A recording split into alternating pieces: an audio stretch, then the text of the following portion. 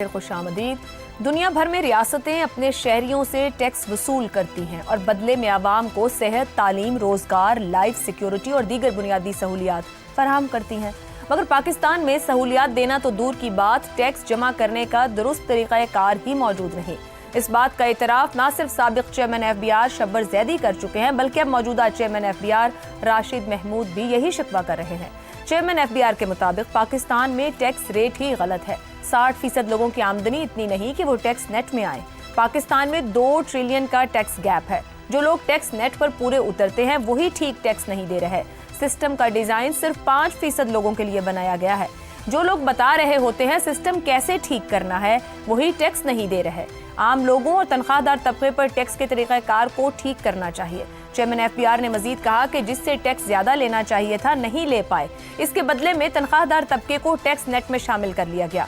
रवां माली साल की पहली सहमाही में तनख्वाहदार तबके की जानिब से कारोबारी अफराद की निस्बत 1500% ज्यादा टैक्स दिया गया। वजीर खजाना के बयान के मुताबिक कुछ बड़ी कंपनीज 3400 अरब के टैक्स फ्रॉड में शामिल हैं। टैक्स सिस्टम के फ्लॉज पर खुद वजीर आजम शहबाज शरीफ ने भी तशवीश का इजहार करते हुए कहा कि हमारा टैक्स स्लैब का निज़ाम कारोबार के चलने में रुकावट है। ज्यादा टैक्स पाकिस्तान को चलने नहीं देंगे। ऐसे में अहम सवाल यह है कि टैक्स सिस्टम की नाकामी की सजा आम आवाम और तनख्वाहदार तबके को आखिर क्यों दी जा रही है। हर हुकूमत आकर FBI में रिफॉर्म्स की बात करती है तो फिर कौन है जो ये इस्लाहात नहीं होने देते। वजीर आजम शहबाज शरीफ PDM दौर से ही FBI में इस्लाहात कर रहे हैं, तो फिर अब तक कामयाब क्यों नहीं हो सके। टैक्स ना देने वाली अशराफिया से टैक्स लेना किसकी जिम्मेदारी है। FBI में इस्लाहात हो पाती है या नहीं, ये कहना तो कबल अज़ वक्त है। मगर इस्लाहात के नाम पर FBI ने 1010 नई गाड़ियां खरीदने के लिए कंपनी को लेटर ऑफ इंटेंट लिख दिया है। गाड़ियों की लागत 6 अरब रुपए से जायद है। गाड़ियां फील्ड अफसरान की इस्तेदाद कार बेहतर बनाने के लिए खरीदी जा रही हैं।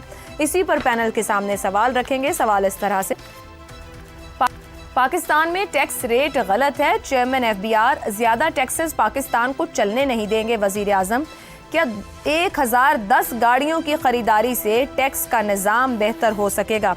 रजा रूमी साहिब, ये जो इस्तेदादे कार करने के लिए या फील्ड अफसरान के लिए 1010 गाड़ियां खरीदी जा रही हैं 6 अरब रुपए से, क्या हमारा जो टैक्स का निज़ाम है वहाँ पे जो गैप्स मौजूद हैं, जो बार बार रिफॉर्म्स की बात की जाती है, आपके ख्याल में वो भी हो पाएगा? क्या टैक्स निज़ाम बेहतर होगा इस खरीदारी के बाद?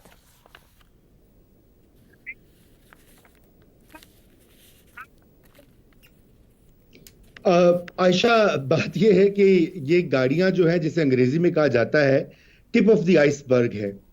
आपकी मैं तवज्जो मबजूल करवाऊंगा। मीडिया इस तरह की चीजें, आपको पता है, खबर बनती है और फिर वो काफी उसके ऊपर बातचीत होती है, शोर शराबा होता है 2-4 रोज, उसके बाद लोग भूल जाते हैं।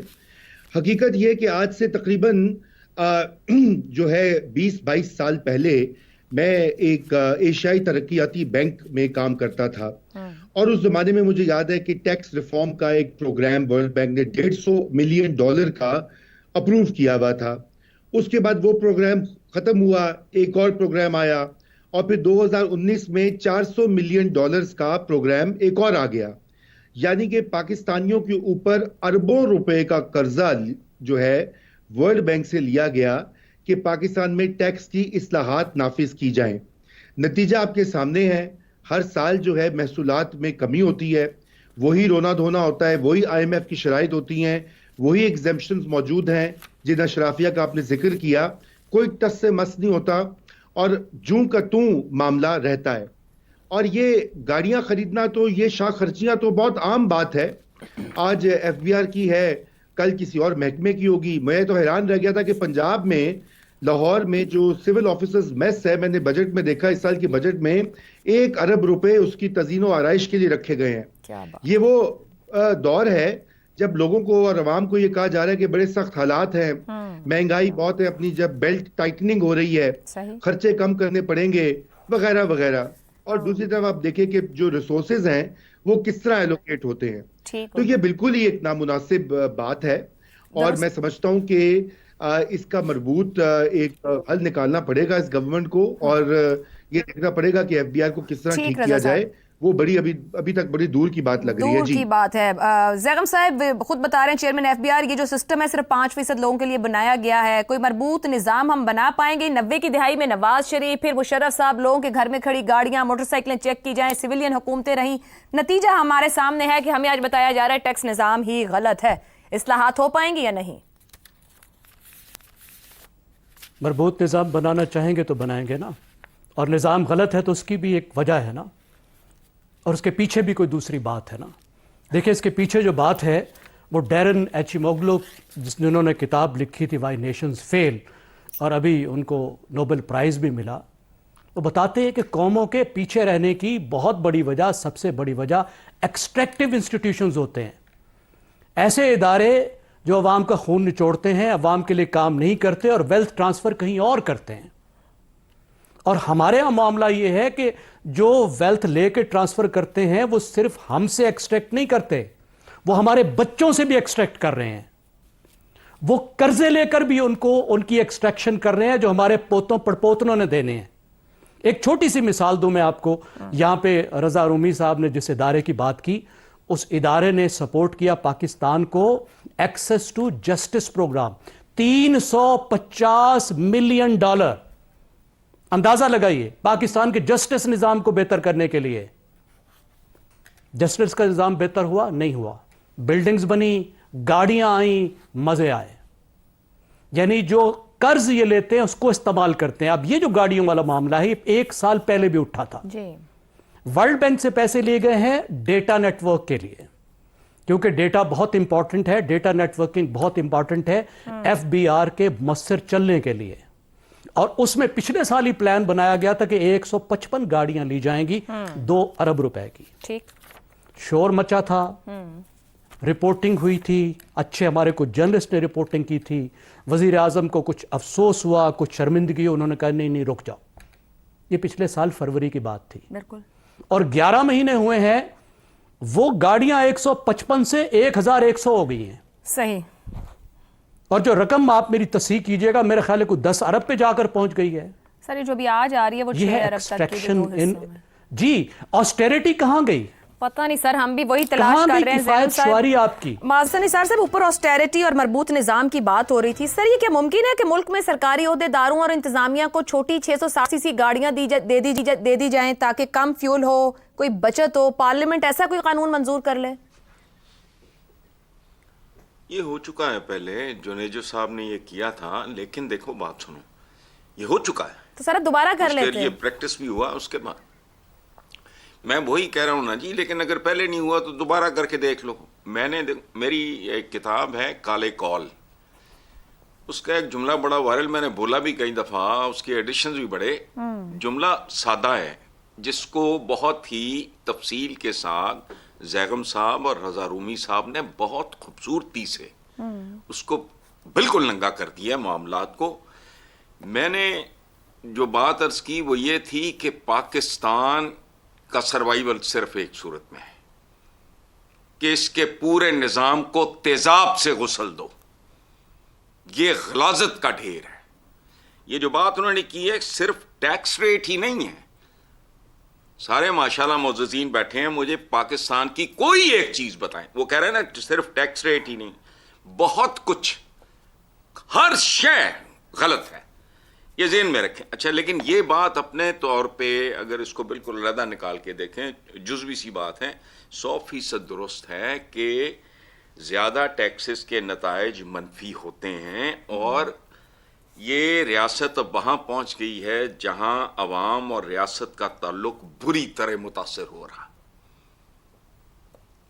عوام کی اگر دلچسپی یا تعلق نہ رہے, ماں باپ, ستیلی ماں بھی تو ہوتی تو ماں ہی ہے نا, لیکن نہیں ہوتی. کیوں؟ یہ ستیلی ماں جیسی ایک ریاست ہے. میں نے تب بھی کہا تھا جب اعتزاز صاحب گایا کرتے تھے, ریاست ہوگی ماں کی جیسی. ریاست پروٹیکشن نہیں, صحیح, پاکستان میں ایکسپلائٹیشن کا سمبل بنتی جا رہی ہے. میں احتیاطاً کہہ رہا ہوں بنتی جا رہی ہے. کوئی سینس آف بلانگنگ نہیں ہے عام آدمی کو اس ریاست کے ساتھ. درست. اچھا, خصوصاً جب ان میفیاز اور مگرمچھوں کے بارے میں خبریں آتی ہیں جو اربوں خربوں کی وارداتیں کرتے ہیں, اربوں खरबों की मनी लॉन्ड्रिंग में मुलव्वस होने के बावजूद ड्राई क्लीन हो जाते हैं। उसके बाद जब ये जो दो हमारे दोस्तों ने जो बात की है जी जैगम साहब ने, और ये उसके बाद कोई है जिसका ईमान रह जाएगा अपनी रियासत पे? ठीक हो गया, दुरुस्त, बस बस जी। बात खत्म होगी। शहजाद साहब, ये जो सेंस ऑफ बिलोंगिंग की बात की गई, बल्कि चेयरमैन एफबीआर ने तो कल कहा कि हम 60 में जब फ्रांस जहां था तालीमी निजाम को भी सवालिया निशान बना दिया, तो हमारा हर सेक्टर ही डिलीवर करने में नाकाम हो गया है, तो फिर तरीकाकार क्या है? अच्छा, ये राशिद लंगड़ियाल साहब जो है ना, जो चेयरमैन एफबीआर हैं, बड़े बहुत जबरदस्त बड़े काबिल अफसर हैं, इसमें कोई शक की बात नहीं है।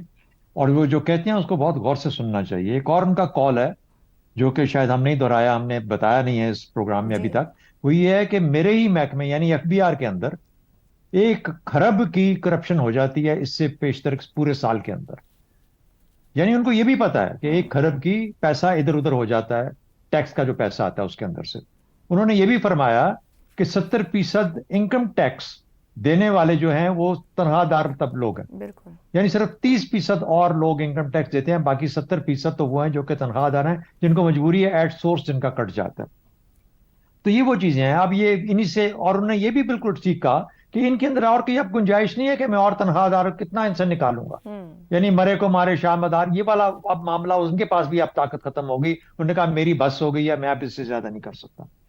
आप अंदाजा लगा लीजिए जो रिटर्न्स बनाई हुई हैं, आप बगैर वकील के, बगैर इनकम भर टैक्स नहीं फाइल सकते। करने वाले के, बिल्कुल। एक्सपर्ट के, आप वो खुद अपने तौर पे नहीं भर सकते वो जो इनकम टैक्स रिटर्न्स है।